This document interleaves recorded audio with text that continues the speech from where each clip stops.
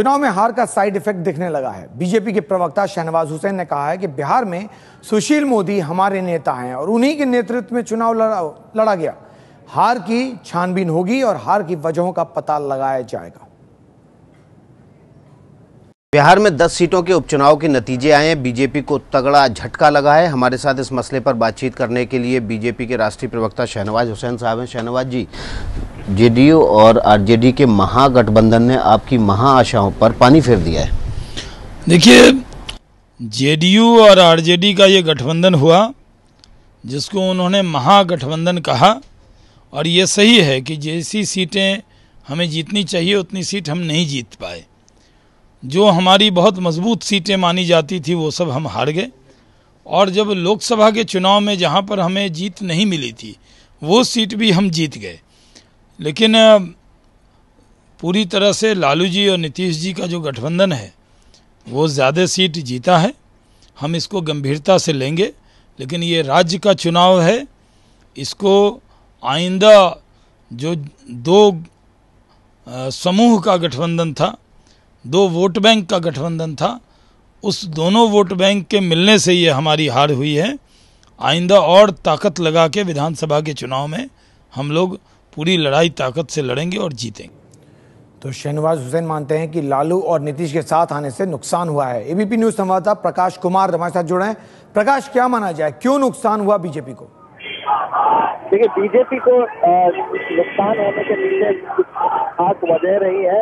अगर एक सीट पर देखा जाए तो सबसे पहले अगर छपरा सीट पर आते हैं, जहां जो लालू यादव का गढ़ माना जाता है, प्रभुनाथ सिंह के बेटे खड़े थे, तो वहां पर एक सीएन गुप्ता वो दूसरे नंबर पर उम्मीदवार रहे, यानी कि बीजेपी वहां तीसरे नंबर पर चली गई।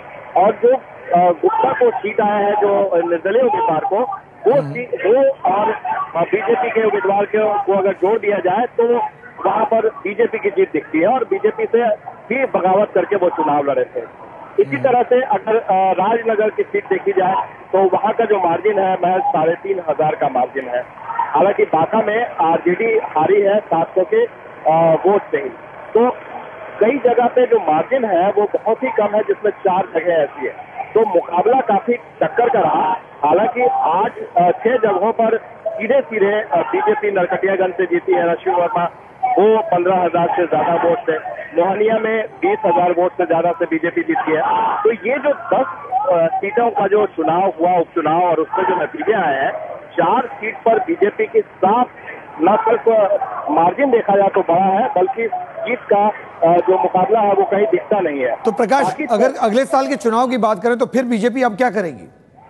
अब बीजेपी निश्चित तौर पे अभी जो एनडीए है, 9 सीटों पर बीजेपी लड़ी थी और 1 सीट पर एलजेपी ने अपने उम्मीदवार दिए थे, परबत्ता था।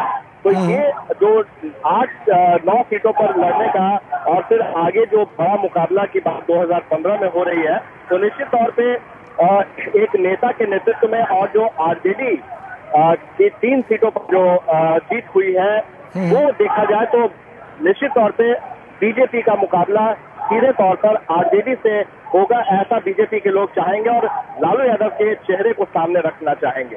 और दूसरी तरफ जेडीयू को सिर्फ 2 सीटें ही आई है। हालांकि उनको इस चुनाव में 1 सीट थी, तो उसका 2 सीटें हुई है, तो डबल उनको जरूर सीट हो गई है, लेकिन 4 में से 2 ही पर जीत हासिल हुई। तो इसको देखा जाए तो नीतीश कुमार को मार्जिनलाइज करने की बीजेपी भी कोशिश करेगी। तो निश्चित तौर पर अब जो मुकाबला है काफी दिलचस्प होगा। 2015 का जो नतीजा होगा वो कुछ भी हो सकता है। जी प्रकाश, बहुत बहुत शुक्रिया। तो जाहिर तौर पर 2015 की तैयारी की जा रही है बीजेपी की तरफ से।